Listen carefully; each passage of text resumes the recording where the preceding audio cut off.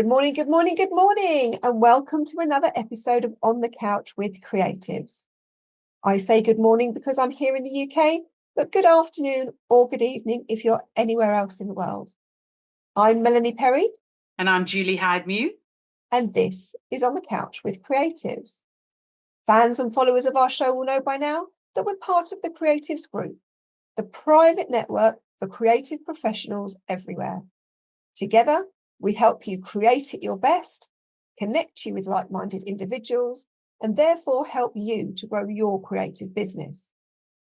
That sounds like a good idea to you and you'd like to find out more? Please don't hesitate to contact us after the show. We'd be delighted to talk to you.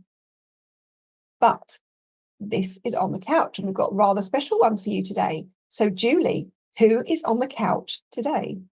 We have rocker Gary Moat, and Gary is most famous for occupying the drum stool for hard rock band Heavy Pettin, formed in 1981. And during the 80s, the band played several high-profile supporting slots with the likes of Ozzy Osbourne, Kiss, Motley Crue, Whitesnake, and also headlined their own tours. And the band's debut album in 1983, Lettin' Loose, was followed up with the Rock Ain't Dead in 1985, co-produced by Queen's Brian May, and which contained their most famous track, Soul Survivor. Well, after the late 80s, Gary went rather quiet, and he popped up again in 2016 when he formed a new band called Burnt Out Wreck, and they released the album Swallow. It's been described as an absolute gem of an album. So let's get Gary on the couch. Hi, Gary. Welcome to On the Couch with Creatives. Hello, ladies. How are you? Oh, well, all the better for seeing you. This is a pleasure. And this is going to be fun. We hope it's going to be fun.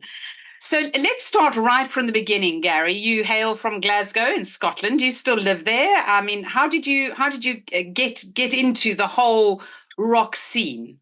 I am from Glasgow, and I left Glasgow to live in England 1985, so many years ago.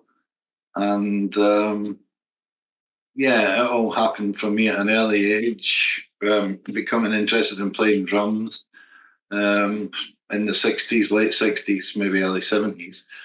And fast forward that to 1983, signed a record contract with the band that I was in at the time, called Heavy Pettin.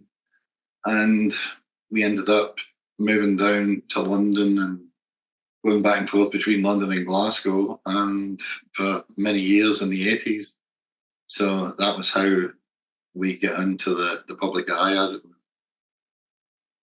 Why did you choose the drums, Gary? Because I've always had a desperate urge to play the drums. I've always loved watching drummers, and I am a little bit crazy. And I love that drummers are just a little bit crazy. I like the best ones are just, and I watch them like, I would love to do that, but nobody would let me. Nobody bought me a drum kit. And everybody said to me when I said, I love to play the drums, I said, oh, you can't do that. But why can't I do that? Yeah, exactly. That's right. You know, that's what I said as well when I was bashing pots and pans out of Mum's cupboard in the kitchen. Around about 9 years of age. My parents eventually gave in, bought me a little drum kit from Woolworths. You know, it was just like basically one step up from a toy, you know, but it was wooden and it was, you know, it was a kit when I was, well, I don't know, about 11. And I wrecked that within half a year to a year. There was no skins left. There was nothing. It was just, so my dad eventually gave in and bought me a Premier kit. That lasted for a year, and then got another kit, and then maybe anger issues, hitting drums and hitting things. Very satisfying about beating the drums. I could, yeah. Your neighbours must have loved you. No. Unfortunately, you know, we lived in this big main road in Glasgow, and we lived in a big three-bed semi, and there was one old elderly woman next door. There was two next door to us that way, two elderly sisters that lived together. And so everybody was kind of like that. And as you can imagine, as soon as I got a drum kit, that was all hell broke loose for them. You know, their world was destroyed. Peaceful retirement, not.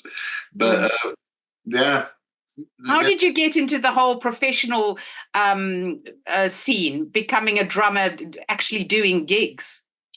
Actually doing gigs? Well, you know, it all started from, you know, going to secondary school, meeting people, likewise musicians, you know, oh, do you play drums? You play guitar? Oh, great.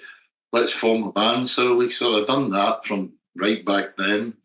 And we just kept going. Some of the members changed here and there, but there was always three people, which was myself, Gordon Bonner, and Brian Waugh. And then eventually, as we come up into the 80s, we became Heavy Pettin, and we said we need to up our game.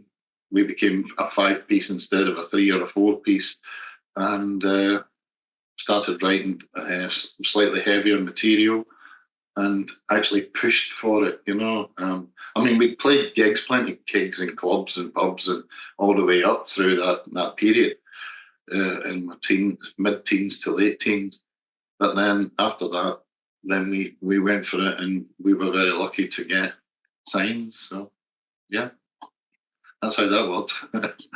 It's lucky because they say that's the hard thing, isn't it? There's so many bands out there who are desperately trying to get noticed, and when you can get signed or, you know, get attached, I guess, to a bigger band, like, you know, you did gigs with Kiss and Ozzy Osbourne and some of the real great names that I remember from my earlier days. You know, I mean, gosh, that's quite a good start, isn't it? Oh yeah, I mean, you know, it was great. It was that's a major achievement in our lives, doing those things. You know, it wasn't pot luck. You know, I mean, there was money involved. You know, we did sign to a record company. We had an album out. You know, they invested in us. They invested in buying on to those tours. You know, Ozzy and Kiss, and, you know, going to the States, Motley Crue and stuff, and, you know, but it does cost a lot of money. You don't get it for free, you know. You just have to have that in your head that, yeah, this is what we're going to do, from an early age, and just get stuck into it, and, you know, try as best you can not to listen to people because they don't know what they're talking about. It's inside you, your music, your idea. You try and focus on that. Did you ever have a family member like John Lennon's aunt who said, "You can't make money out of music, John. Get yourself a proper job"? Everybody said that, didn't they? Everybody always will, you know. I think that it's probably sadly ringing more true these days when you don't make money out of music. So, you know, back in the 80s, at least they were throwing money at you. Yeah, I mean, those were the days of money, wasn't it? The 80s, you know, it was all, you know, power suits and some Gordon Gekko or whatever, and everything was just bigger and louder, and there was money, there seemed to be there money to flash about. Yeah. What was it like? I'm going to ask, what was it like? I want some stories here. What was it like, you know, supporting those at like Kiss and Ozzy Osbourne, especially Kiss? Talk about Kiss because I quite like them. Well, fantastic. You know, I mean, I think, you know, I think we kind of got into Kiss when we were about 14 or 15 years of age. And so to then move from that up until I was, 22 when we went 22, 23 when we supported Kiss, age-wise. And, you know, meeting them was just like ridiculous, you know, because you think, wait a minute, this isn't playing at the pub, is it, in Glasgow, you know? Here we are, and we're in, let's say, the biggest one, which was Wembley, you know, and you're just thinking, how did this happen, you know? It's just like bananas. So you go out on stage and, you know, there's 10,000 people staring at you, you know? It's just like, my goodness, you know?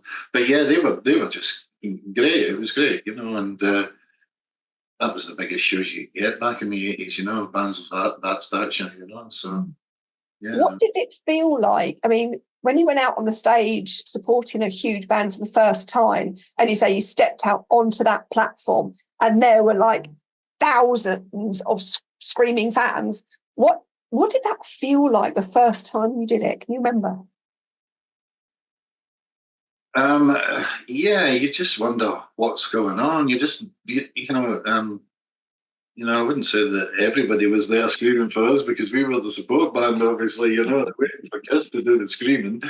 But, I think I've said it before, but we went to Stafford Bingley Hall, which was massive, and there was thousands of people rammed into that place, and the stage was made of scaffolding. And as soon as everybody started moving when the band started playing, they moved, but it was like the sea moving. It was like total waves of people. I know they've got mosh pits and that, and since then, but they didn't have that then. It was just you went to a gig and people just stood and watched you. But in that a hall, it was so scary because I'm up on a drum riser and I'm looking down off the drum riser, but the whole stage is moving and I'm moving in it. What? I thought I was dead, It's like you could just imagine them just straight into the stage, the whole thing going, So, scary days, scary times.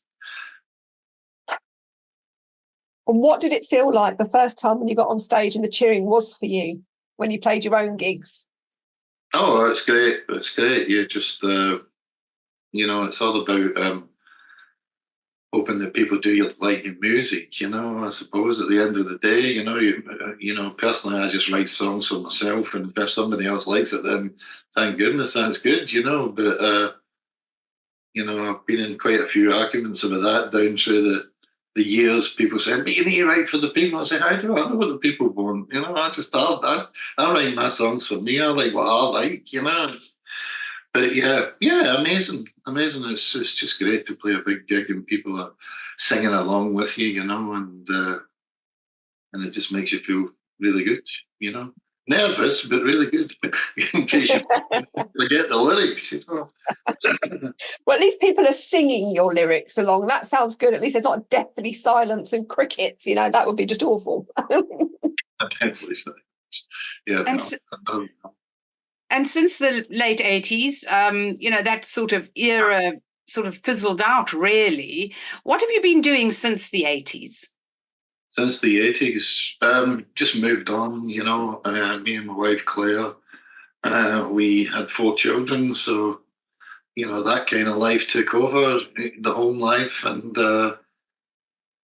just a few jobs in between that and in between another band forming, and I became the singer instead of playing drums because I was writing the songs, so I might as well sing them. And so that sort of came naturally. And after that, just more of the same, keeping your foot in, your hand in music and bands. I was going to say, how is your voice? Because we're going to play a track of yours a little bit later on. But you've got a very distinctive style of voice. And I've always wondered, the rock singers, especially with that real kind of voice, does it put a huge strain on your vocal cords? It's a miracle you've got any voice left. I've always had this. It's got a bit grittier and growlier as I got older, I think, I used to sing all the high harmony parts and stuff back in the day in Heavy Pettin in my old band. But nowadays in Burnout Wreck, I'm the lead singer, and it does put a strain on you, but we don't really play that often, so I don't really need to worry about it, But I suppose there's that, if you play a lot, then you don't worry about it because you'll be really fully on form, because your throat will be used to it. But yeah, it is a worry, and I have lost my voice. I lost my voice in 2021. Went in to record our third album, and I lost my voice, and I just thought, what has happened here? It's just gone. And I was singing in three voices. I could hear three voices, an octave above and an octave below, and it was all raspy and growly, and I just had to leave it for, I think it was 4 months we left the vocals for. Wow.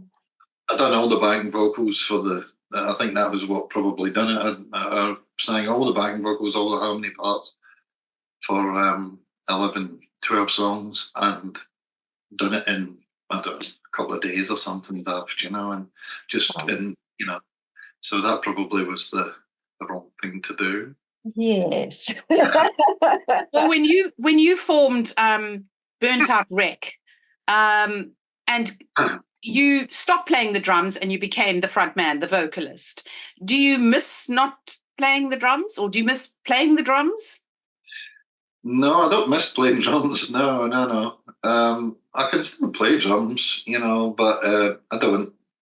My drummer, Paul Gray, he's a great drummer, a drum teacher, and just formed a band, and that was that. I don't. Sometimes I'll play maybe in the rehearsal studio or something.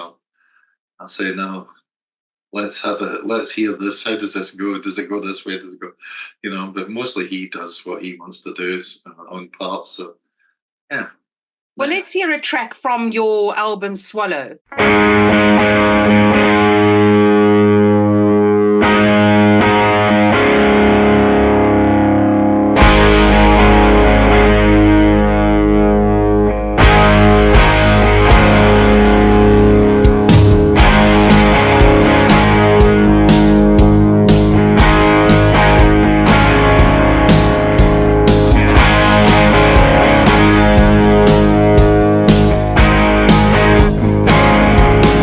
Oh,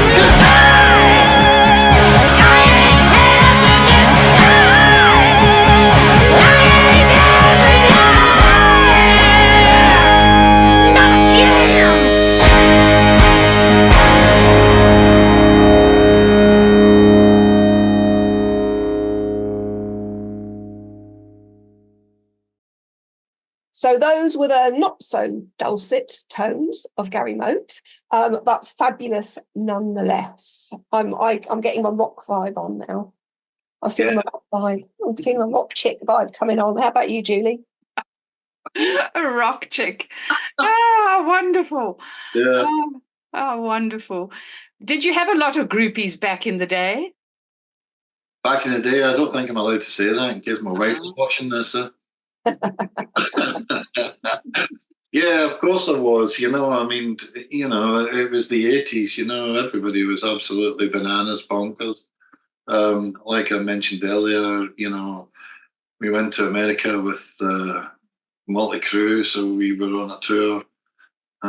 It was us, a German band called Accept, who are now a huge band, and Motley Crue. It was us, Accept, and Saxon, another massive British band, and so everything, and that was in stadiums as well in America. And America was, let's just say, just crazy, just absolutely bonkers, and the women were mad. Kind. Mad. The things Mad. they got up to just to get backstage is just ridiculous, So yeah. Wow. Well, let's get back to Burnt Out Wreck. How did you come up with that name? Look at the face. Are you all burnt out wrecks? Is that what you're saying? I think as they get older, the rest of the band are becoming burnt out wrecks. Yeah, definitely.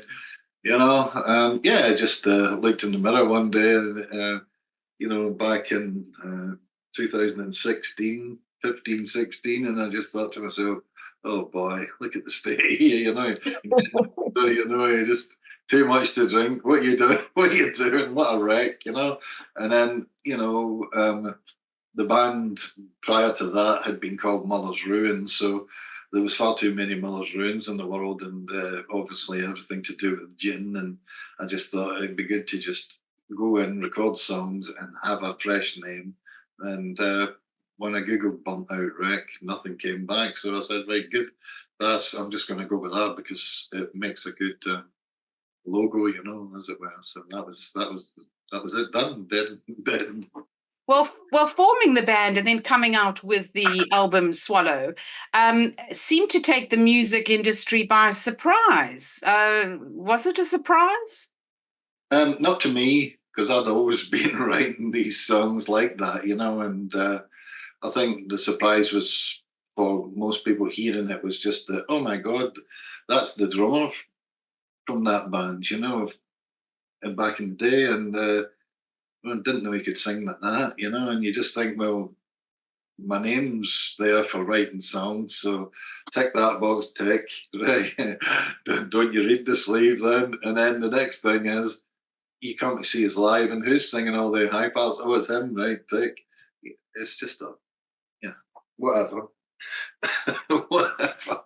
So yeah, that's probably the surprise. So a lot of people just thinking, oh, yeah, well, we like that. Instead of, oh, that's going to be a drummer who sings like that. I suppose the big surprise with a lot of 80s rockers is that people say, my God, he's still alive. Yeah, these days, it's getting like that, I mean, it is terrible, it's frightening, Mm-hmm. Yeah, especially on Facebook, where you just, you see it all coming into you, don't you? And friends and, relatives, just passing away. It's just, oh man. Yep, scary stuff. I don't like being, well, actually tomorrow, I'm 63 tomorrow, so I don't like that, being 63. Well, it's frightening because you do start, when you hit your 50s, 60s, and definitely the 70s, and your friends start dying around you, it's really quite, I mean, besides the pain of losing them, it's really quite depressing. Yes, it is, so many memories really of people, you just think, what happened, What happened? I mean, I was at a funeral Went like that for my uncle, and seeing all the family and stuff, and just, I was looking at everyone and I just thought, this is not meant to be us, what we do. Yeah, and I think in certain industries as well, it seems to take its toll. People who are in the media, like film actors and musicians, especially at the height of fame at certain times, that they battle with a lot of things. There's a lot of drugs, there's a lot of various other things going on, and it's quite sad. You look at certain movies and you're looking at it and think, well, he's dead, she's dead, he's dead, and you're thinking, and actually they weren't that old when they passed. Looking back at some of the Harry Potter films now, a lot of them, Robbie Coltrane, Alan Rickman, all these greats, you're thinking, my God, you're just picking them off one by one. I'm thinking it's really bad. Yeah, it's terrible. Okay, let's get off this depressing subject. Let's talk about the music you're working on now. Have you released another album? You're planning to release another album? The last album came out 22, late 22, which is an album called Stand and Fight. And since then, we've just been playing gigs here and there as Spunt Out Wreck, and I am constantly, I've got songs going on, ideas going on in my head. So, yeah, just recently I've been getting a bit busy on the songwriting front. So I've got an awful lot of stuff to sift through and say, which is better, and make a big list of that. And it takes a bit of time. And I've still got ideas from years ago that never ever came to fruition. And so it'd be great to finish these little ideas. I just write a guitar riff, do a bit of singing, and put it away for years as it goes on, because I'll be that interested in something else that I've just played. So I suppose that's the same with everything in life, move on. So yeah, we'll see how it goes. But yeah, I'm okay for songs. Yeah, the curse of the creative brain, it just doesn't stop, does it? The creative brain, when you've got that in your mind, it just you can't turn it off. It's like, we'll do this and then we'll move on to that, and we'll do this and then we'll do that, and years later pull open a drawer, oh look, there's my 20 million songs that I never published. That's right. I'm forever getting into trouble from my wife for it. When she'll be talking to me for something, I'll be driving along going somewhere, and then I'll turn around and say, right, where are we going? And I've just told you where we're going, and I'll be like, yeah, but I've got an idea for a song, and I'm trying to keep it in my head because I've not got nothing to record it on, so I'm going to lose it as we're driving along. And so or else I jump out of bed in the middle of the night or something. I've got some crazy thing going on. She goes, what are you doing? I've got an idea, and I come and record a little bit. And so yeah, I'm sure it's it drives us insane. On that note of creative brains, and we talked about how you started in the business. What would you, for people that are coming up now, and I don't know whether it's harder or easier now, because the rise of social media makes it easier to get your stuff out there in front of people, like with YouTube and Facebook and live recordings and all the schmaz that you can do. What would your top 3 tips be for somebody, wanting to create music in their life and go professional? What do you wish you had known when you were starting out? Wish I had known. I mean, in the 70s, let's say, or the 60s or 70s, you just had your instrument. And if, I don't know what happened to me and why I wanted to start playing drums, for instance. I just knew that watching TV, Top of the Pops and stuff, and it would be the drummer that attracted me. I don't know if it's for the same reason as yourself, obviously, for just hitting things. But, it just looked great, and it was something that I was into. I suppose I was in the Boys Brigade at the time, and I used to try to play the snare drum because I loved the band, and they used to march around, obviously, on a Sunday, and I was part of that as just in the 60s as a little boy. But that never ever got anywhere. So then I managed to get the drum kit. But yeah, I think that we had like a little tape record record things or record tracks off the radio or whatever, and that was how we recorded our music, you know. So these days, you know, like at the moment, we're sat like a Mac computer, you know, and I do a lot of my stuff, or did a lot of my stuff on GarageBand. So you just click a button and there it is. You got a studio, which is probably better than any other going into a recording studio and wasting your money, you know, because you can just do it here. And kids these days can do it all on their phone and record something that just sounds world class. It's just great. So yeah, as long as you're, you know, they're obviously going to be inspired by something, and then they'll kick off playing guitar or whatever instrument or singing. Yeah, go do that and stick to it, and you know, just carry on. You know, like I said earlier, don't listen to what other people have got to say, because what do they know? You know, they don't know. And yeah. I think that's a really good one, is just don't listen to other people, because I think there's a lot of, especially in the creative arts, and we found this a lot, haven't we, Julian? A lot of people that we've interviewed and a lot of people that we speak to in the creative industries, people don't seem to regard it as a proper job. And it's like, well, actually, I'm an artist, or I'm a graphic designer, or I'm a writer, and you can make money at these things. And even if you're a musician and you don't hit the heady heights of superstardom, you still can make quite a decent money for writing, I know, jingles for adverts, or, you know, music for corporate video, or there are lots of different avenues these days to share your music with people and get jobs to get your paid for music out there. So I think not listening to people trying to bring you down, say you can't do that, it's not a proper job, is not the argument it once was, I don't think. I mean, yeah, it's not a proper job, and it is. It is a real struggle financially, you know, and you put everything you've got into it. You know, you buy your best guitar, say, that you can possibly afford, even though, you know, I'd imagine that a £50 or £100 guitar these days is better than anything that we used to have back in the day, because they were crazy guitars, they were junk.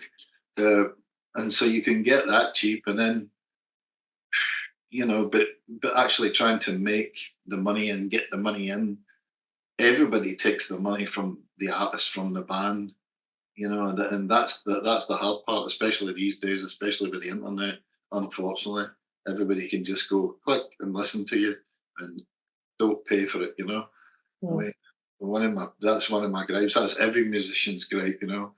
I mean, I've got 770,000, you know, downloads of my tracks worldwide just for 6 months of last year, and I got £42 for it.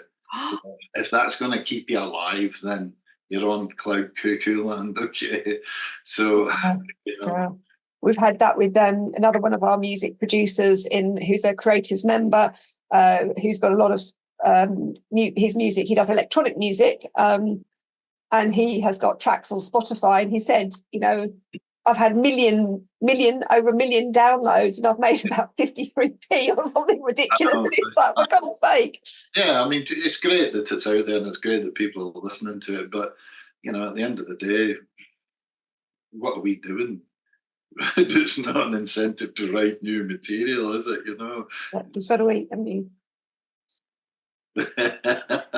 And what other tip would you give to the youth, the young, very much younger generation that's coming up now, and they're hitting the stage and throwing themselves around and bashing the drums and playing their guitars? Would you give them advice about staying on the straight and narrow, or would you say just enjoy every moment? Oh, definitely enjoy every moment. You know, it's all about you. It's all about the youth, I'm afraid. People my age, we're just grumpy old men, you know, and we can't attract the audiences that the younger people can, because they are younger people, you know. You just have to look at Taylor Swift, I suppose. Check her out. She's world domination. There you go, click. She's done it, and just it's the young people that they attract young people, and then off it goes. So I can't possibly speak for them because it's a whole different world that I live in. People say to me, "What do you like any of this?" And I'll say, "No, I just listen to AC/DC and Judas Priest and stuff. I just listen to the music that I used to listen to when I was a teenager. And nothing changes, So I don't know about that." I would say I would give a top tip. You might be able to cut this up, Julie, but my top tip for youngsters in the music industry is you have to be business savvy these days.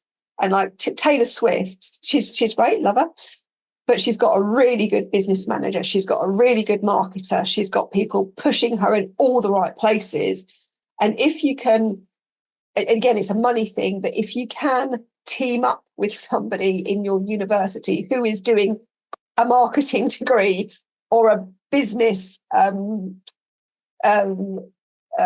promoter kind of degree, seek out the people who are doing those kind of degrees while you're doing your music degree. If you're doing a music degree, seek out those people, because if they can help you and teach you how to promote yourself on social media. And again, Julie and I have had this conversation with a lot of people we speak to. It's like, but I'm an artist. I can't promote myself because I'm too in the art. I'm playing my music. I'm painting my masterpiece. I can't be doing that whole social media and blah, blah, blah. And then they say, but I'm bankrupt. But you need to get your art in front of people so that they can pay for it, so that you're not going to be quite so bankrupt. And it's trying to find those collaborations between, and the synergies between the artist and the people that can help you as a business. Because if you're going to do it full time, you're a business. You're not just an artist, you're a business. You need to put money on the table. You need to be able to feed your children. You need to be able to have some semblance of a lifestyle. So who do you know that is really good at marketing? Who is really good at putting all your stuff out on social media? Who is going to manage your money for you and not rip you off, and make sure that you keep your money in a safe place and invest it in the right things, whether that be kit or talent for your band or whatever. I think that's quite important, because if you're going to be successful, you do have to have the two things. You need to be able to be passionately wonderful creating your art, but you need to sell it as well. And if you're not so good at that, find somebody who is. Do you agree, Gary? Did you have a good crew around you? I agree with what you're saying. It would be great if we were all born and that was programmed into our brain to go seek these people out at an early age, wouldn't it? But, we're all too busy just trying to wake up in the morning and find the same pair of socks to put on. No, we get flung in at the deep end with a bunch of money grabbing, and I won't say any swear word. But yeah, we ended up with a manager. It wasn't the manager of choice. We did have a really big name manager who had a partner, and his partner didn't want to sign us at the time. So we had to take the manager that we got, or else our record deal would have dropped, because we'd be a band with no management, with no nothing, and they didn't want that at the time. So right from day one, you could say that everything just went, there's a plane crash happening, but you don't know that. But no, I mean, you see people saying, oh yeah, we signed and we got this amount of money. I mean, we got thousands. Plenty of money, but nobody said it's your money. They all said, this is my percentage, and offed it with it. And then everything else got spent on, like I said, recording albums, going on tour, and paying road crew, paying everybody videos, £20,000 or something a video, I mean, crazy money. Anything but here's money, go and buy a house, invest in this, do that.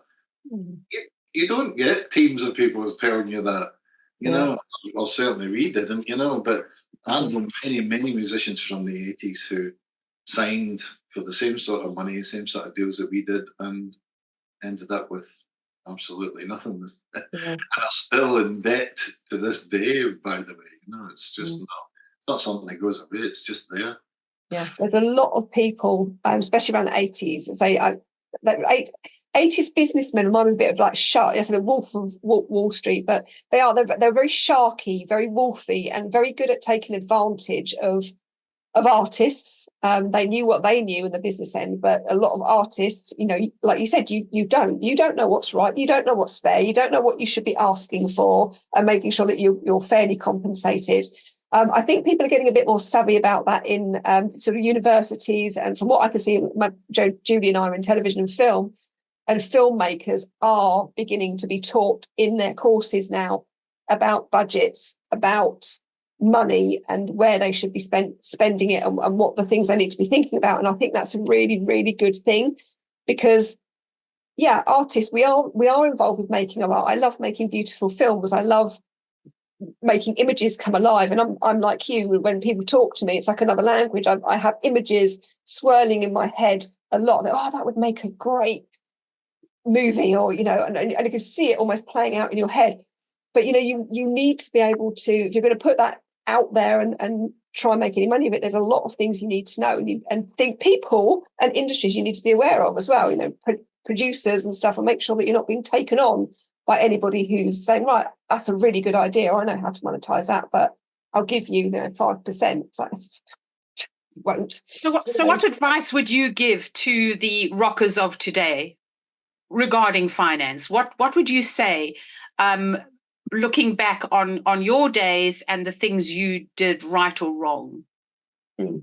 Well, we were 22, 21, 22, 23 between the five people in the band. Came from Glasgow. We didn't know anything about the business side of it, anything of it, and we just wanted to play rock and roll, and knew that that's what we were good at. We knew we were good at it, so out we came, and that's what we done. When you signed the deals, we thought, this will be great. This guy knows how to do this. We've got this, we've got that. Everything's in place, but we didn't personally keep on top of the money, and we didn't know, we were always told as songwriters, you've got to do this, you've got to spend the money on this, you'll get your money back in years to come when all this comes back in, and you'll get all the royalties back in. Unfortunately, we didn't become on Radio 1, Radio 2, we weren't getting played every hour on the hour or something, and that wasn't to be for us. But I would say you've got to keep your own self and keep your hand in it, and you try and hold on to the reins for it, because you end up with nothing. Think about your future, I think, really, there's a lot of years to get to 63, it's like, keep your eye on the money. Don't lose sight of the money. No, it's going. Yeah, because, it's like we said earlier, there is none these days. So, you're going to have to be something special to be getting someone trying to get you signed up for £100,000. That's just no good. It doesn't happen. It just doesn't happen. There's no money coming back in for these people to give you that kind of advance. So, Excellent. Good advice. Show me the money. It was whatever that movie, Tom Cruise. Show me the money. Keep me with the money. That'll be a new song, will it? Yeah. Right. We've come to that point in our show where we're going to play a fun little game with you, and our audience will get to know you a little bit better. We are on the couch, the psychological part of our show called On the Couch. So I'm going to show you some cards, and I'm going to run my finger along the card. You pick a card, and we're going to ask you about that card. You just say stop when you're ready. Stop. Okay, stop. Right. She's cheating already, is it? I'm cheating. Yeah, didn't pick that one. No, I'm not. I promise. Would I cheat? Not at all. Look at you. I would never. Right. Oh, this is a good card, actually. This is a good card. You picked excellence. Excellence. So we're going to ask you creatively, of course, because we're all creatives here, creatively about excellence. So thinking about the word excellence, what, if I'm going to ask, this is mean because I'm a filmmaker, so I see pictures, so I'm going to ask you, if it had a look, a physical look, excellence, what would it look like to you?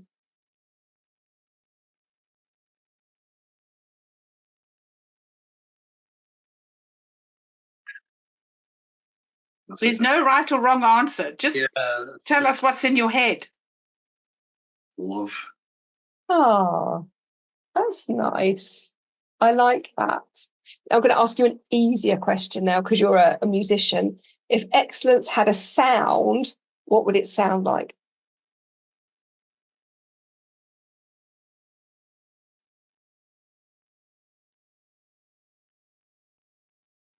You're supposed to say burnt out wreck at this point. Yeah, I was just going to say it's got to be rock, hasn't it? It's got to be rock music, you know. Rock music, absolutely, absolutely. Excellent. If you could feel it, if you could feel it, what do you think it would feel like? Warm. Yeah, you said love to the first one, so like a warm hug. Like a snuggle blanket. Yeah. Not in my house. It's too warm in here for snuggle blanket. My wife likes to say she had the heating on yesterday. Let's not go there. We're not doing that. This is I'm the same though. I'm with her on that. I get really, really cold all the time. And my husband calls me lizard woman. Yeah. Lizard woman, nice. But I do have to. I am the sort of person that has to have the heating up full blast all the time. And we've got a car now, thankfully, that has separate blowers, so I can have my side of the car like really boiling, and he can have the air conditioning on his side, which is really great because we used to have a lot of rows in the car because I can't breathe, it's too hot. And I go, what are you talking about? Honestly, listen to you two moaning about your wife and your husband, and she's cold and I'm hot, and we're talking rock here, guys. Yeah. Gary. Earlier, with what you were saying about people, you need to be American and just fully yourself. It's like they're full on. I think they're born with it plugged in. It's like, hey man, get off. I can't stand that. Gary, it's been a delight. It's been an absolute delight to have you on our show. Thank you for agreeing to talk to us. It's been absolutely wonderful. Thank you both. Thanks. It's lovely. Yeah. Thanks, Gary. Been lovely to meet you. Yeah, and you.